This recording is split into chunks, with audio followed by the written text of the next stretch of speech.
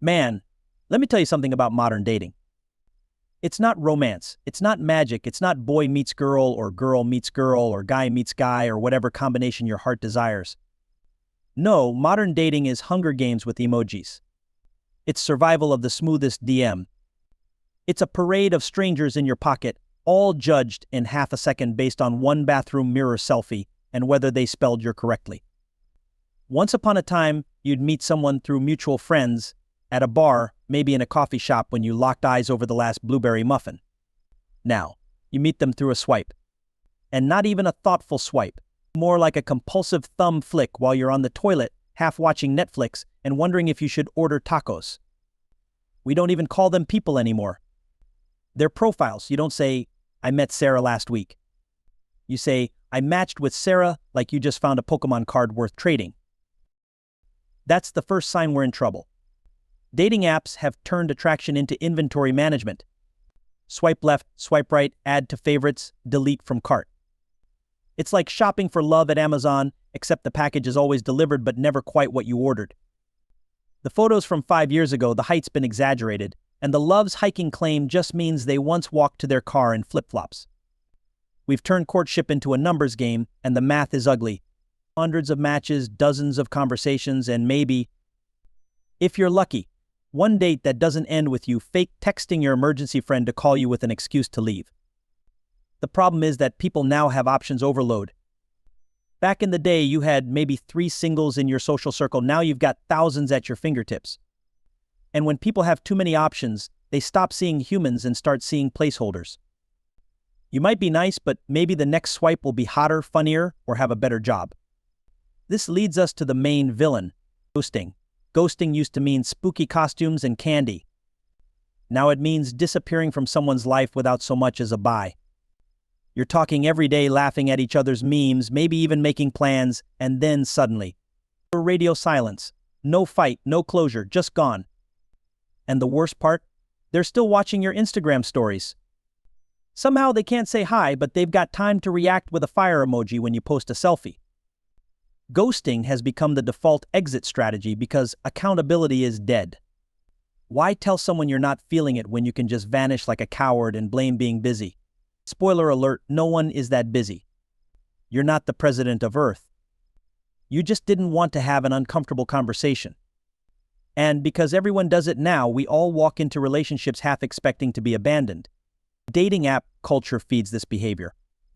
With an endless line of people in the queue, it's easier to fade away than put in the effort. It's the romantic equivalent of leaving a shopping cart in the middle of a parking lot because someone else will deal with it. Except in this case, the card has feelings and a Spotify playlist they made for you. The so-called get-to-know-you stage isn't what it used to be either. People aren't trying to connect, they're trying to create content. First dates aren't about discovering chemistry. They're about getting a cute couple's photo for Instagram. Conversations are interrupted, so the lighting can be just right for the appetizer shot. We used to talk to bond, now we talk to get engagement. And if you don't reply to a message fast enough, you're basically committing a crime. Read receipts have turned response times into relationship metrics. Take 2 hours to reply, and suddenly someone is scrolling through your social media to see if you've been active.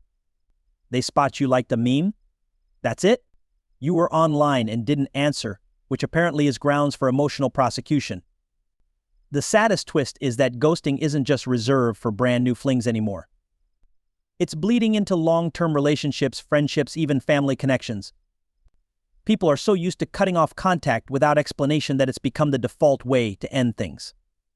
The breakup talk? That's old-fashioned.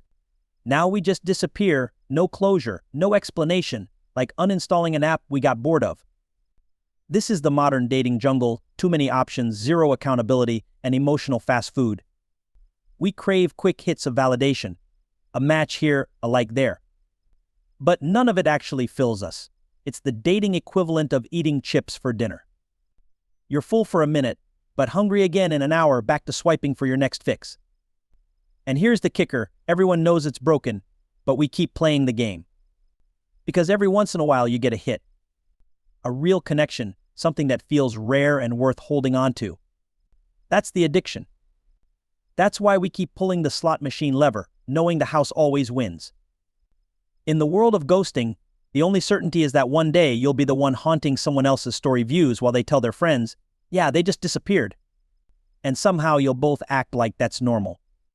Look, man, if you want to understand why dating feels so broken in 2025, you've got to understand the beast we created, the swipe economy.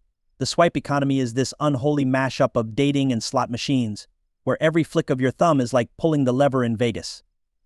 Most of the time you get nothing, but every now and then, jackpot. You match with someone who looks like they were genetically engineered in a lab by Instagram filters. That little hit of dopamine, that's what keeps you coming back. It's not love we're addicted to, it's the rush of maybe. Back in the day, you'd meet someone, and that was it. You worked with what you had. Maybe they weren't perfect, maybe they chewed too loud, maybe they liked Nickelback. But you gave it a shot because options were limited. Now,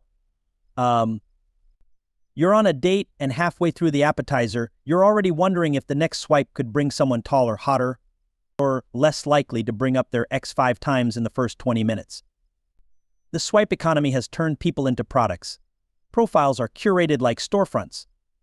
Perfect lighting, carefully chosen angles, captions designed to make you look spontaneous but also deep. You're not a person anymore, you're a brand trying to sell yourself to strangers. And just like any product, the second you don't meet expectations, you get returned.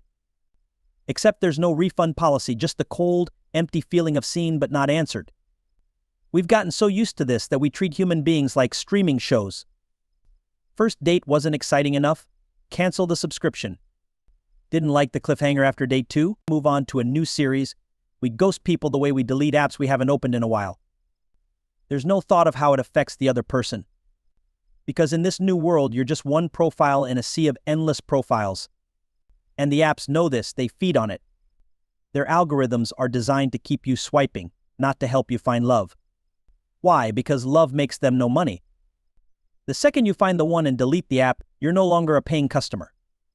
So they make sure you get just enough matches to keep you hooked, but never enough good matches to make you quit. It's like a casino that occasionally lets you win $5 just so you'll keep losing hundreds. This disposable culture seeps into everything. People aren't building connections anymore, they're building resumes of romantic encounters. You'll meet someone who brags about how many people they've matched with, like that's some kind of accomplishment. I had 200 matches last month. Congratulations, you're the Costco sample table of romance. Everyone gets a taste, no one sticks around. And don't even get me started on the fake profiles. Catfish accounts are everywhere. Stolen pictures, AI-generated faces, and bios that read like bad movie scripts. You think you're talking to a real person, and then they ask you to send money for emergency surgery. Or just a little crypto investment. The fact that these scams still work tells you everything you need to know about the desperate state of modern dating. We're so hungry for connection that we'll ignore every red flag until we're out $500 and emotionally wrecked.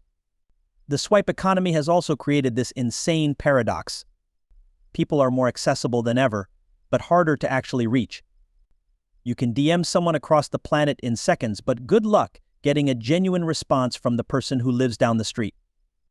Everyone's inbox is a landfill of half-finished conversations and people they meant to reply to but didn't because something shinier came along. The saddest part? We've started accepting this as normal. We don't even call it bad behavior anymore. It's just how dating works now. We tell ourselves not to take it personally when someone disappears after 3 weeks of constant texting. We convince ourselves they're just busy when we know damn well they're busy swiping for someone new. We've stopped demanding respect because the market doesn't reward it. Here's the ugly truth. The swipe economy doesn't care about your feelings. It doesn't care if you're lonely, if you're tired of games, if you just want something real. It's built to keep you chasing an endless carrot on a stick, because the second you catch it, the game is over. And in this game, nobody wins. The danger of all this isn't just that we're treating people like disposable goods. It's that we're training ourselves to never be satisfied. We're creating a culture of perpetual window shopping, where better is always one swipe away. And when better is always out there, nobody invests in what they have. Relationships become temporary leases instead of lifetime commitments. We've replaced depth with novelty. Instead of asking, can I build a life with this person? We ask, does this person keep me entertained right now?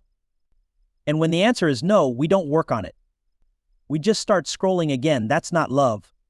That's consumption. The swipe economy has taken the most intimate part of human connection and turned it into the same shallow process we use to order a cheeseburger at 2 a.m. You don't think about the cow, the farm, the process. You just want it fast, hot, and exactly how you like it. And if it's not, you send it back and order something else. Until we stop treating people like products, ghosting will keep happening and love will keep feeling like a rigged game. But here's the thing, the apps won't change. The only way this gets better is if we, as the players, change the rules. Stop swiping like a zombie. Stop keeping people in your maybe pile just because you're scared to be alone. Start valuing the actual human being on the other side of the screen. Because right now, we're not dating each other.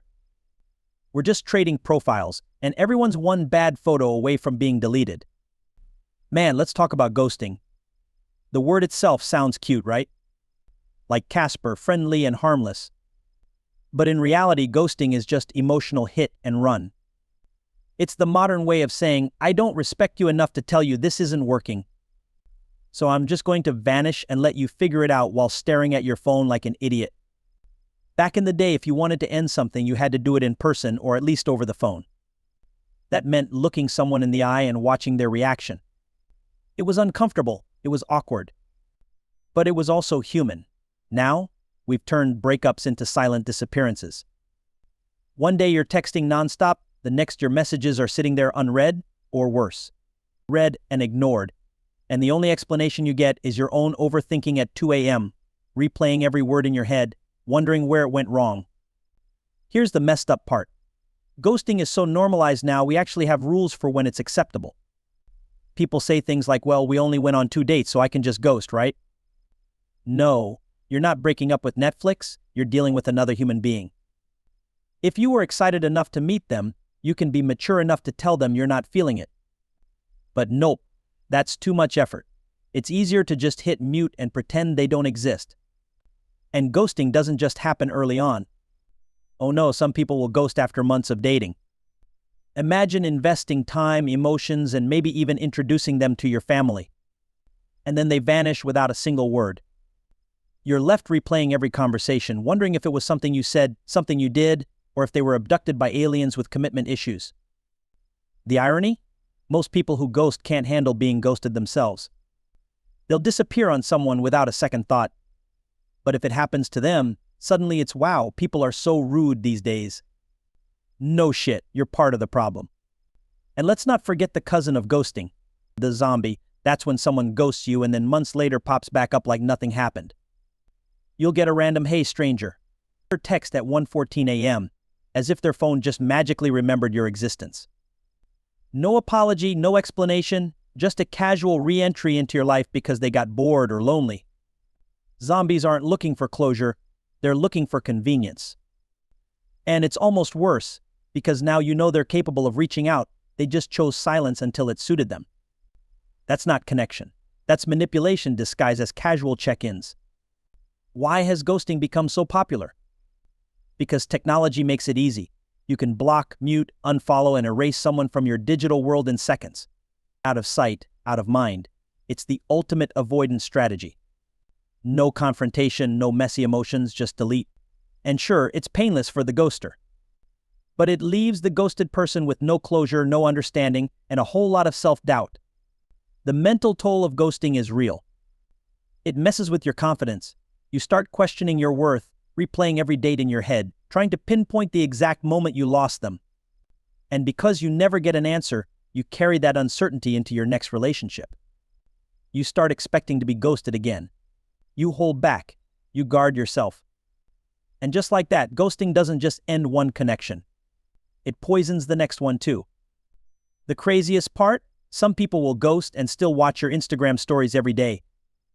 Like, really, you couldn't reply to my text, but you've got time to watch my brunch videos? That's not ghosting, that's haunting. And it's somehow even creepier. Here's the truth people don't like to admit. Ghosting is selfish.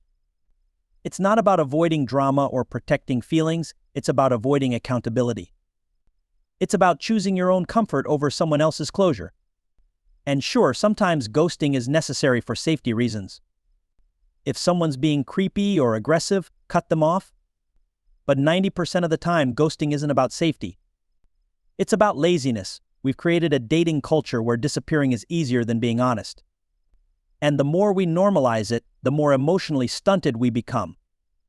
We're losing the ability to have tough conversations, to handle rejection, to deal with discomfort.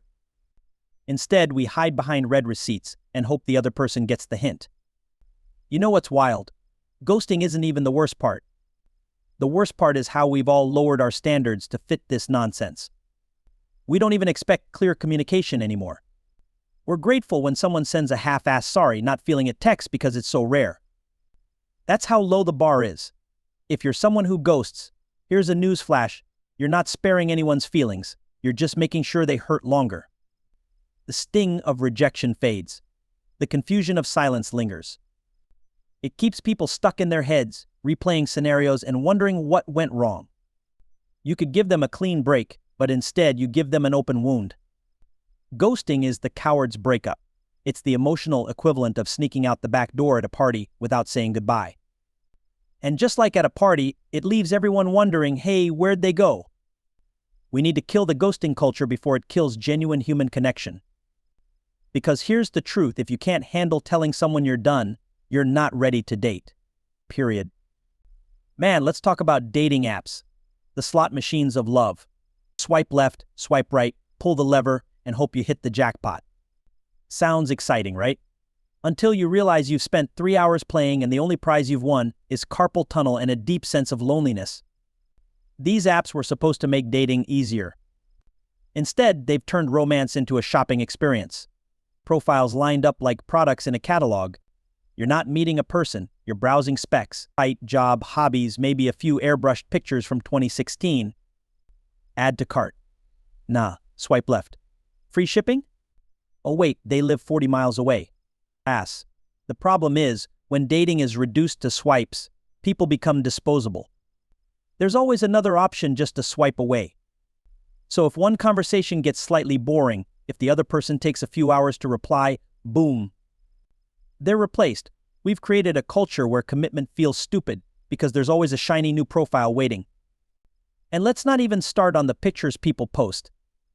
You get the gym mirror selfie with the accidental flex, the travel picture where they're totally not showing off, the group photo where you have to play guess who like it's a crime lineup.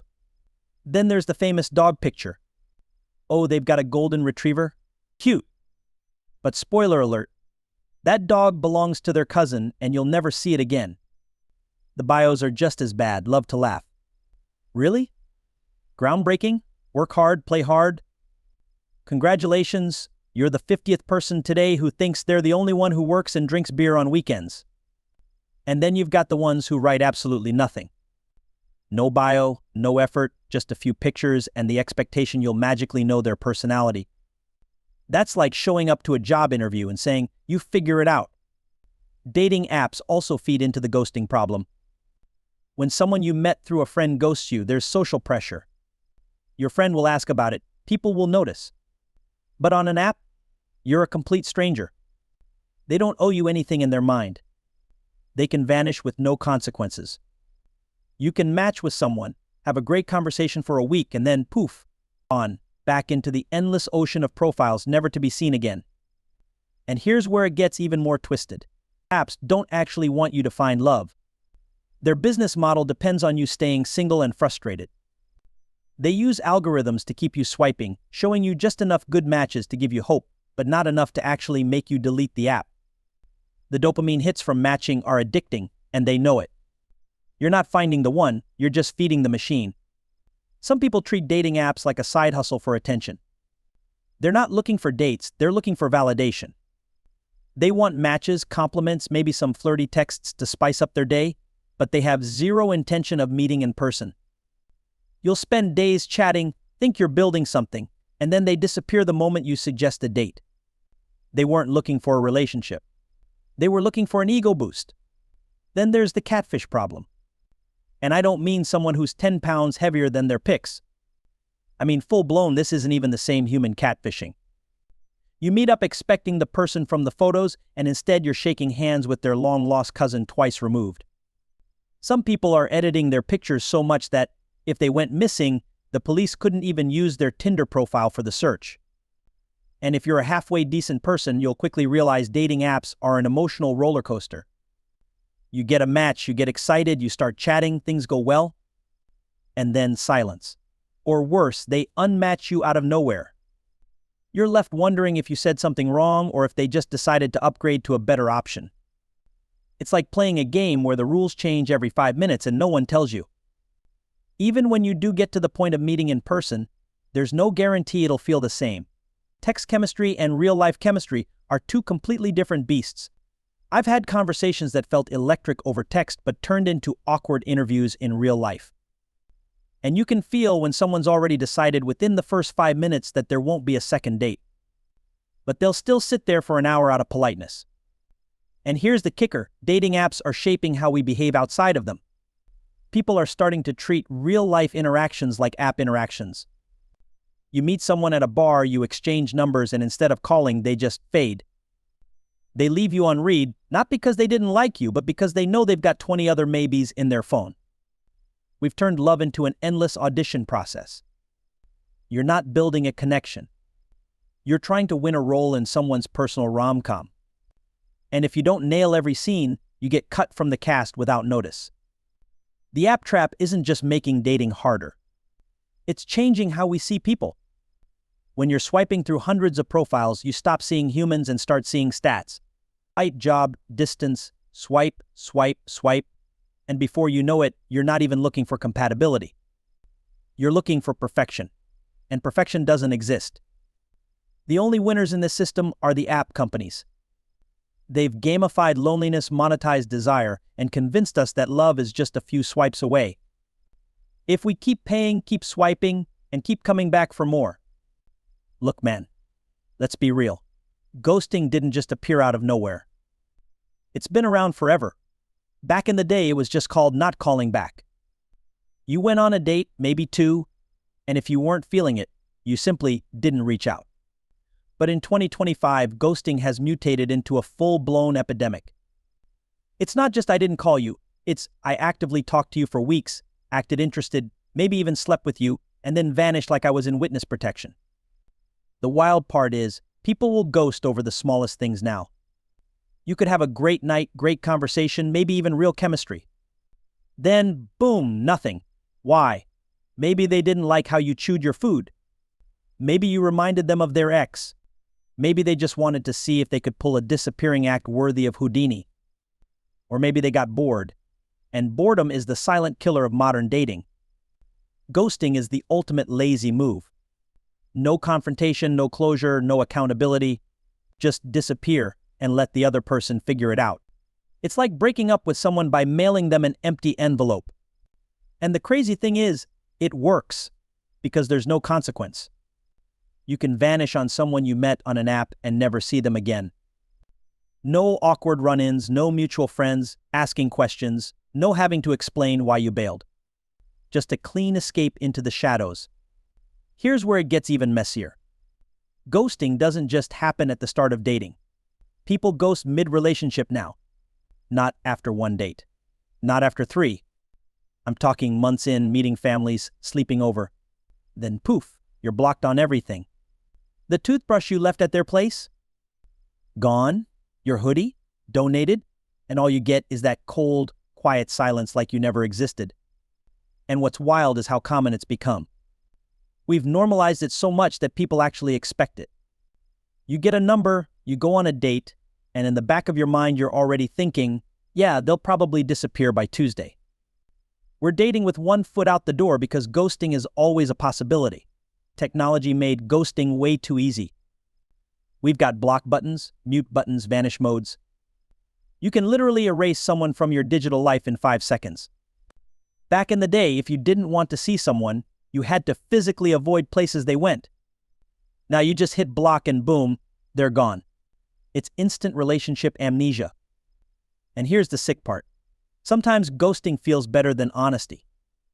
Because honesty means awkward conversations, hurt feelings, and maybe even an argument. Ghosting skips all that. You get to avoid discomfort. But what people don't realize is ghosting leaves a mess. The person on the other side is left confused, overthinking every word, wondering if they did something wrong, replaying every interaction like they're studying game footage. It's emotional vandalism. But we've built a dating culture where ghosting makes sense. Why stick around and work through a rough patch when you can just swipe and find someone new? Why risk rejection face-to-face when you can vanish without explanation? We've made relationships as disposable as fast food wrappers. The ghosting epidemic has side effects too. It's killing trust.